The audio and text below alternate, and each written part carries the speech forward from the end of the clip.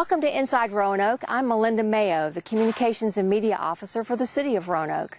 We're here at Morningside Park today because we're going to learn about a mountain biking trail. We're also going to hear about a tree tag program and a lot more, so stay with us.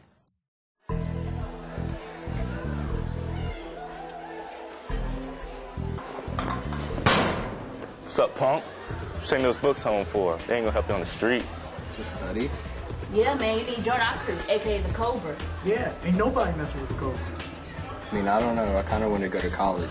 Nah, man. I mean, we're just having some fun. Nobody in our gang gets caught anyway. Well, I guess sure. All right.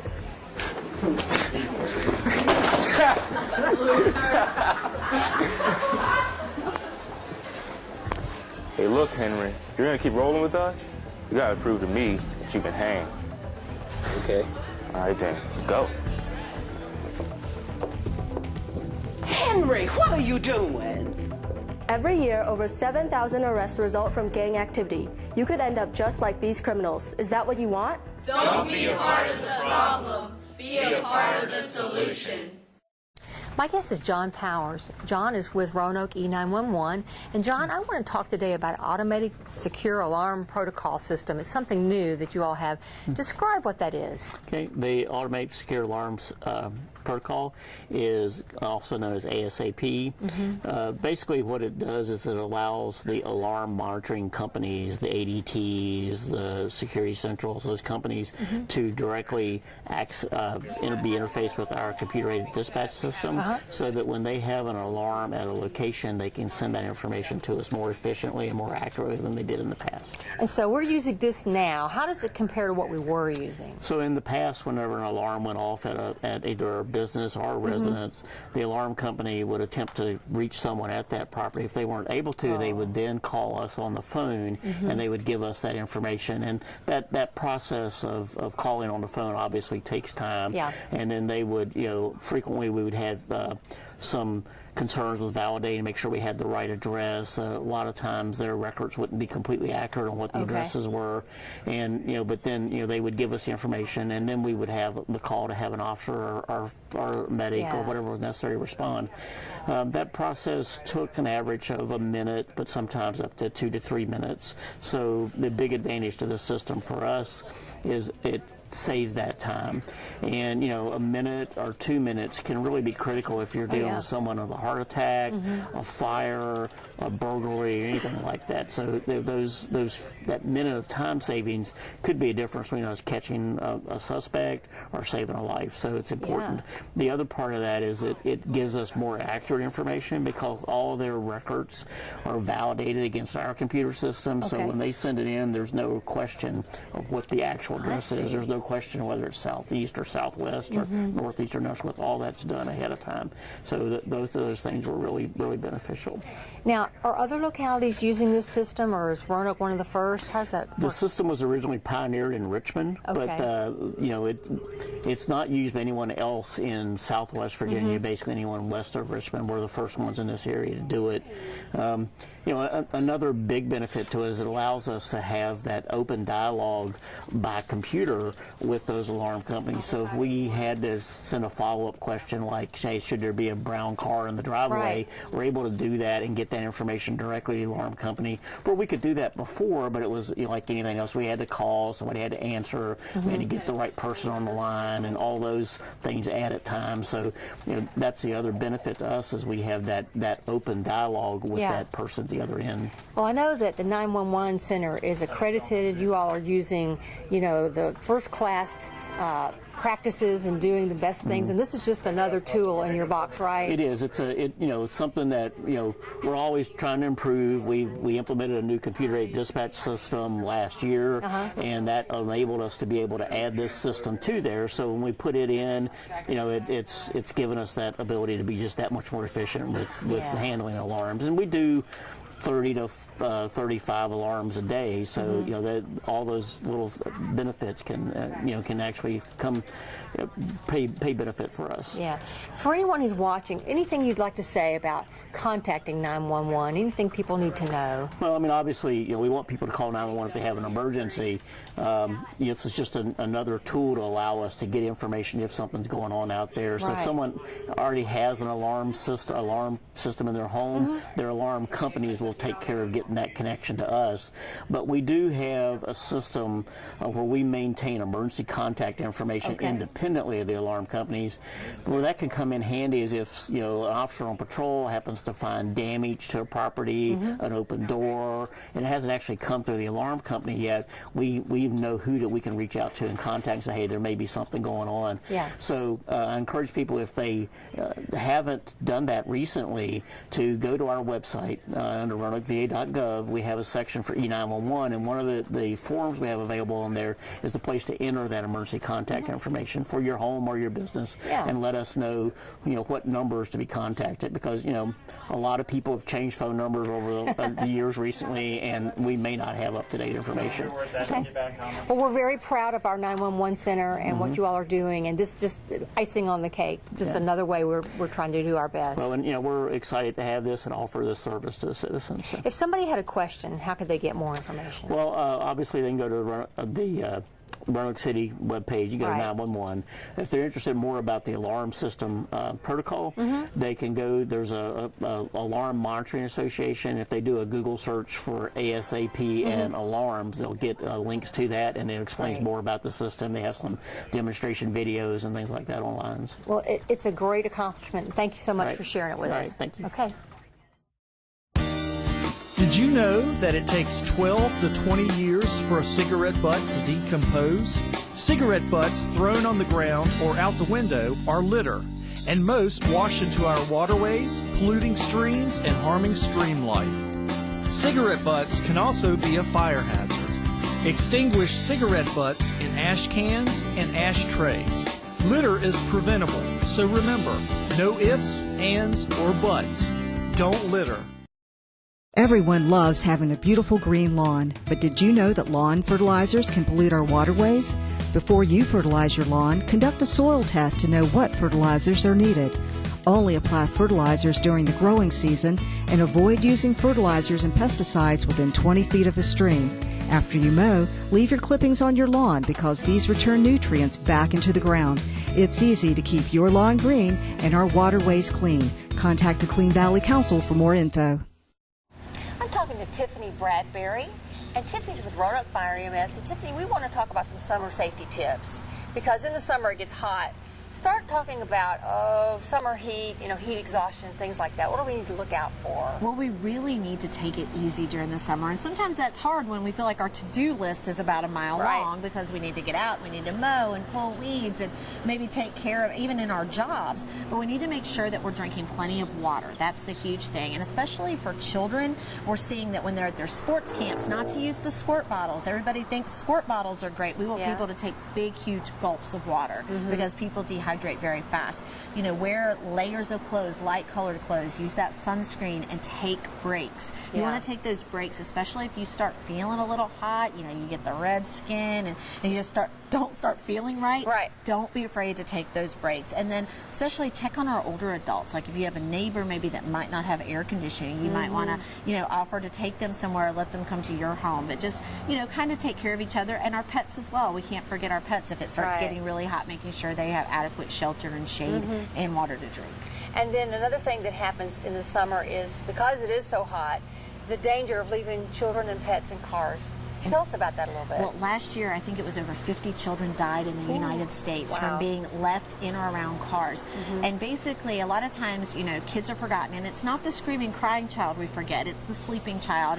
And people always say, how could you forget your child? Well, we were just talking about all the multitasking things that we tend to do nowadays. So sometimes if our schedule has changed, or maybe we are dropping off the child at daycare or the babysitters and it's not our norm, we might just forget. So it doesn't mean that you're a bad parent. parent. So what I want parents and caregivers to remember, maybe put that cell phone in the back seat, put your purse or briefcase in the back seat, or put a stuffed animal in the front seat if the child's there. So that way you know to check for them. Also have safeguards in place. Maybe if your child's not dropped off where they normally are, that someone calls you. Because it only takes about 15 minutes for your car to heat up to 120 degrees in these hot temperatures. Also, if the car is in your driveway, make sure you keep them locked, because kids are really curious. So we always say if a child goes missing, check body of water first, then check a car, because sometimes they get inside of a car, accidentally lock themselves inside, and we've seen tragedies occur with that.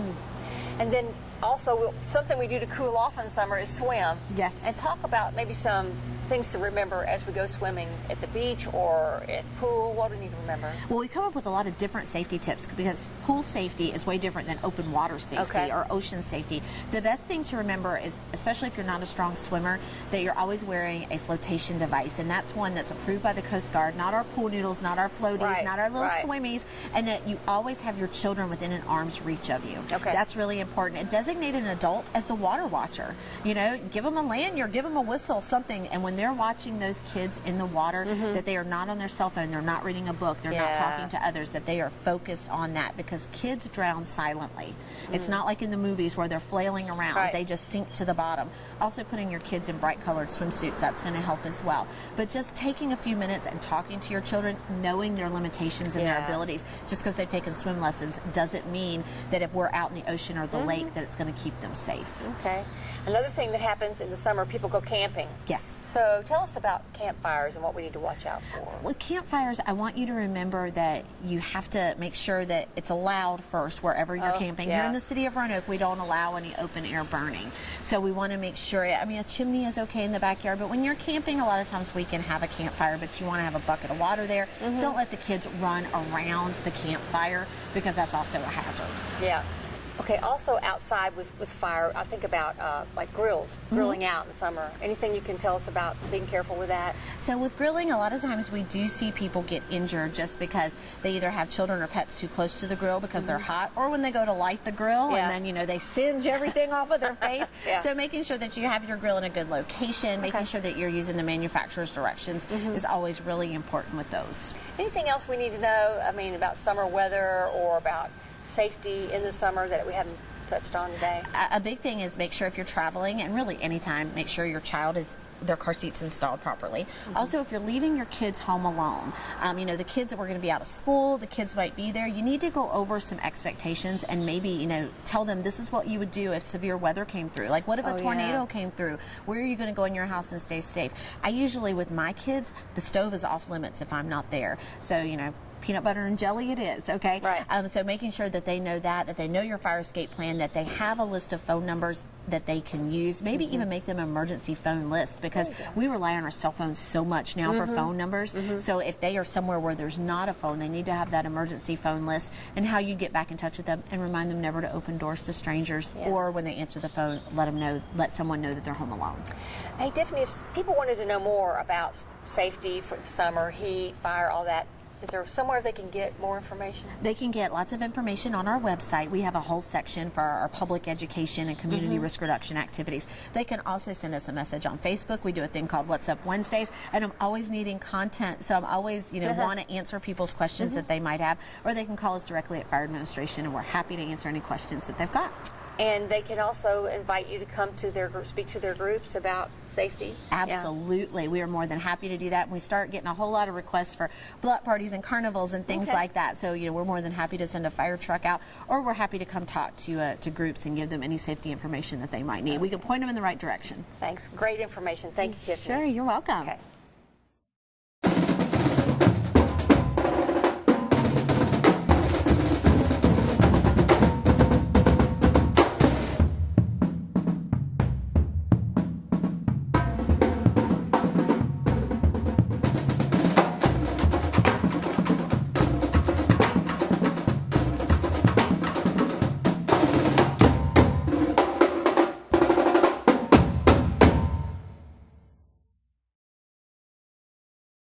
I'm talking to Renee Powers, and Renee works for Roanoke Parks and Recreation, and we're here at Morningside Park because we want to talk about the mountain biking trail that's here. Describe exactly where the trail is in the park.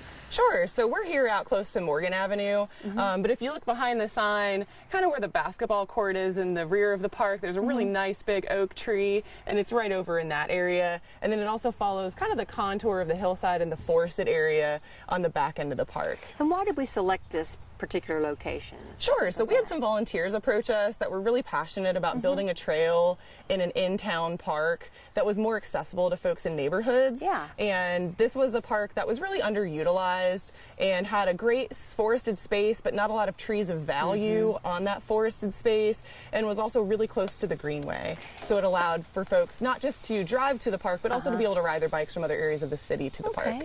And we had a ribbon cutting for this. Tell us about that a little. Sure. We had the ribbon cutting about a month ago, and we invited anyone who had worked on the project, as well as folks that lived in the neighborhood and people that were just excited to see what was going on here. Vice Mayor Cobb spoke, and we also had a bunch of kids that are in some of the bike teams that utilize our trails to practice ride afterwards. Well, that's great.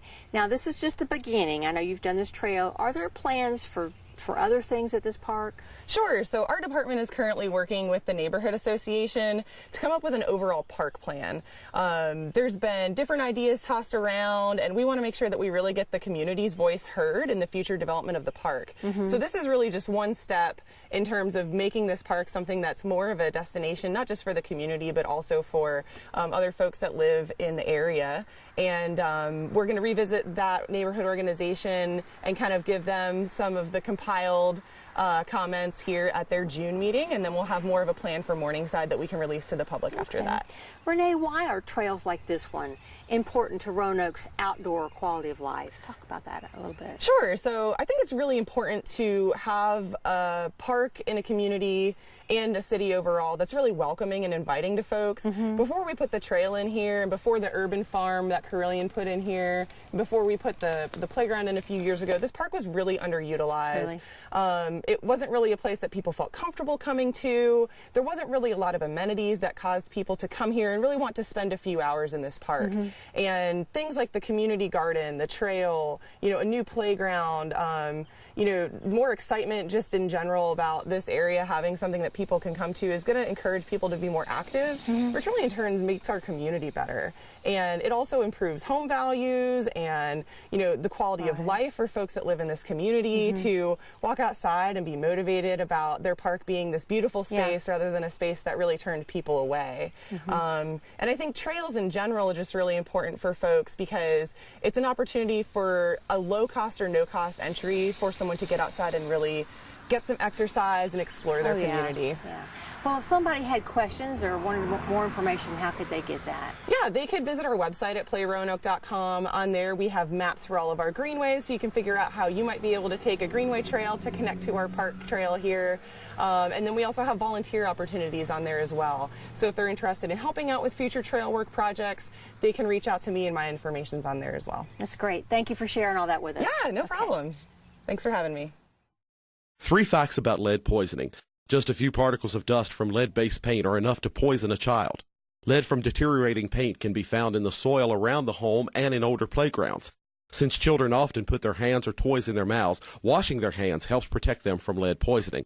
Lead poisoning affects over 1 million children today. Find out when your home, school, and daycare center was built. If it was before 1978, it probably contains lead-based paint. Contact Lead Safe Roanoke at 853-5682 for more information. My guest is Leanne Weisenfeld, and she's with the city's Stormwater Division. And Leanne, we want to learn about the tree tag project that's going on right now. Why are we using price tags on our trees? Talk about that. Well, that's a really good question, Melinda. The goal of this project was to bring awareness to the economic and environmental benefits that our trees bring to our city. This was a joint effort or a collaborative effort between the Roanoke Tree Stewards, the city's Forestry Department and Parks and Rec, and then Roanoke Stormwater Utility. Okay. So what function does the price tag have? I mean, why are we putting those on there? Well, price tags are a good visual symbol of economic value in our society. And so we wanted to generate something that could reinforce the benefits that trees bring to our city, but yet be very recognizable and understandable for most citizens. Okay, so this is an example right here next to you. This is an example. This white oak was in Belmont Park. The value is over $1 million over its lifetime. Wow. And so those benefits include carbon storage, avoided stormwater runoff because trees slow the water down and allow it to soak in. They help clean our air. They increase property values. They're very aesthetic. And then that also includes the cost to replace a tree of good size. Wow. So trees are very valuable. They do a lot of good things for our city.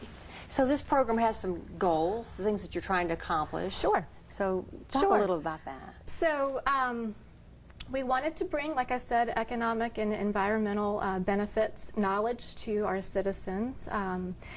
The tree stewards actually went out and measured 58 trees around the city. Wow. And then used the iTree tool, which is available online for anyone who's interested.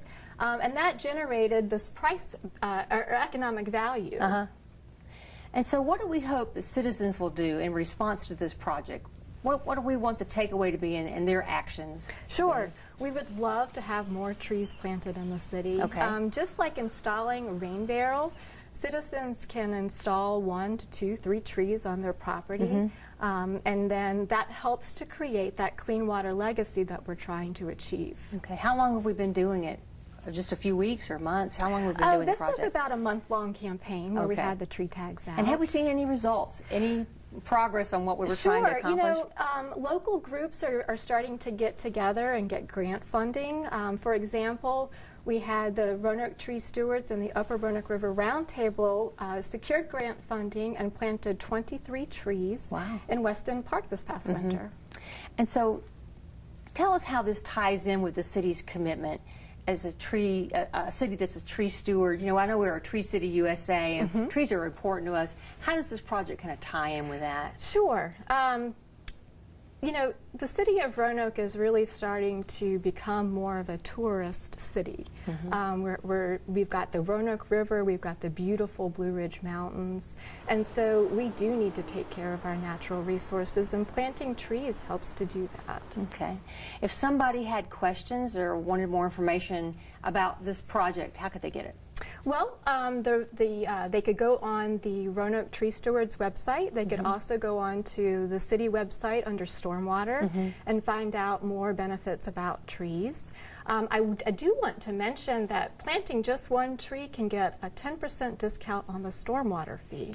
Really? Wow. And that stormwater fee, I wish it had a different name. I would love to have it to be called Watershed Protection and Restoration Fee, because that's really what it does.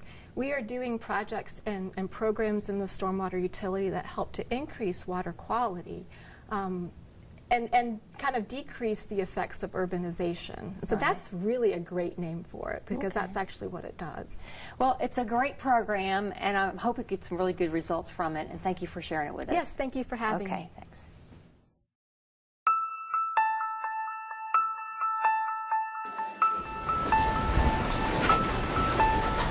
Dude, where'd you get that shirt at Goodwill? I did, actually. I like it. Don't you have something better to do?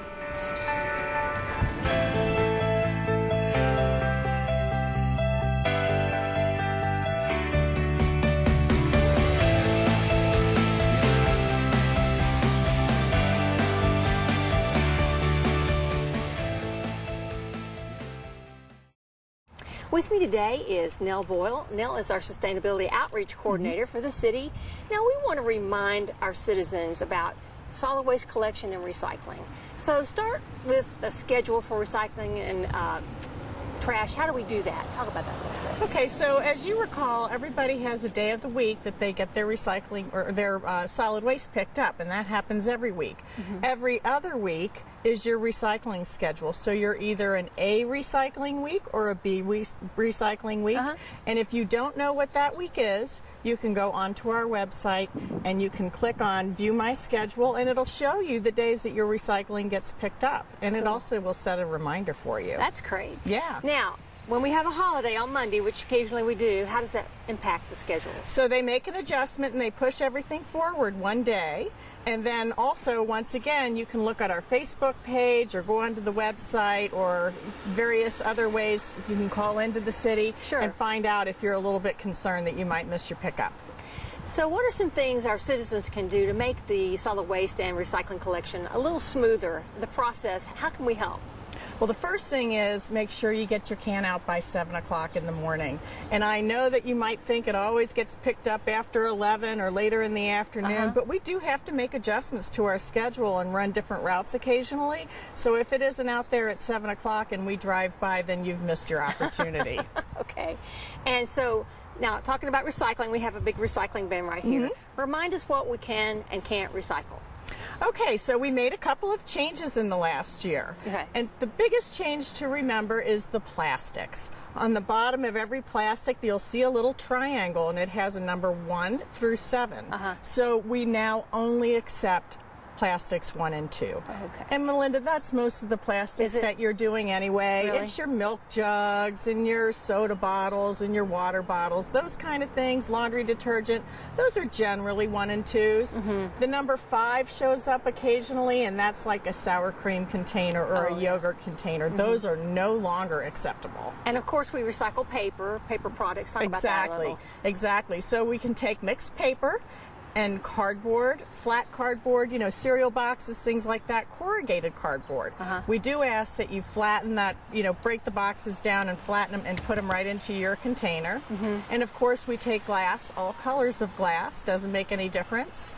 And we also take cans. Okay. What are some simple things that people can do, what they need to pay attention to when it comes to recycling? Like, isn't there an app or something that we can do? Yes, we have a wonderful tool called the Recycling Coach app. It's a free app, and you can go on to like the Play Store or wherever you get your apps usually and download that, and it has schedules, and it'll remind you on the holidays what your day will be, and does all sorts of nice things. And it also gives you the ability to type in some questions and get a really quick response. So we encourage people to use the recycling app. We have a great website at roanokeva.gov. If you go into the single stream recycling page, you'll see all kinds of good tips over there. So, you know, those are the kind of things that we hope people will use these tools so that they can see what the schedule is, see what we take and what we don't take. And if you have a question, it's great to ask. Well, and we want to encourage everybody to recycle. This is a curbside recycling program. And I know some of the other localities nearby recycle, but they don't curbside recycle. So this is such a benefit to our citizens. And it's so easy. It is. It is. And I think the thing that, you know, you hear a lot of things in the news, things are changing, people are talking about, you know, what's going to happen to recycling. And what we really want people to know is just pay attention, look at what you're recycling, you know, dump the fluids out of your bottles, don't get the recycling wet if you can avoid it. We don't really like to have wet paper in there if you can avoid that. Paper with food or grease is also not something we want to see. So if you can just take your time, look at what is acceptable and make sure those are the things that get in. And then avoid things like plastic grocery bags or wrapping on containers. Food, we don't want any food, we don't want any landscaping waste, no wood, certainly no furniture. It really is helpful if you remember. It's just household items. Things you'd find in your kitchen, those are the most likely things that can be recycled. Yeah, some of the things you mentioned are really more like bulk and brush, which are collected but differently. Right, exactly. Once a week, you can put the bulk and brush out. So just remember to leave that out in a separate pile outside of your containers. Okay. Now, if somebody had questions about solid waste collection or about recycling, what's the best way to get more information? The best place to call is 853-2000 and select option 1, and that'll put you right through to solid waste. Okay, well, great information. Thank you for sharing it, and we encourage everybody to recycle and do the solid waste collection thing. Okay. Want to learn how to manage your money better, save for that car or dream home, or be able to bounce back from bad credit mistakes? Bank On Roanoke Valley can help. Bank On works with local banks, credit unions, and local governments to offer free classes at local libraries in our community. It's easy, free, and it's happening right where you live. Check out the calendar of classes or sign up at bankonrv.org or call 777-4200 for more information. We hope you've enjoyed this month's show, and we'll see you next time on Inside Roanoke.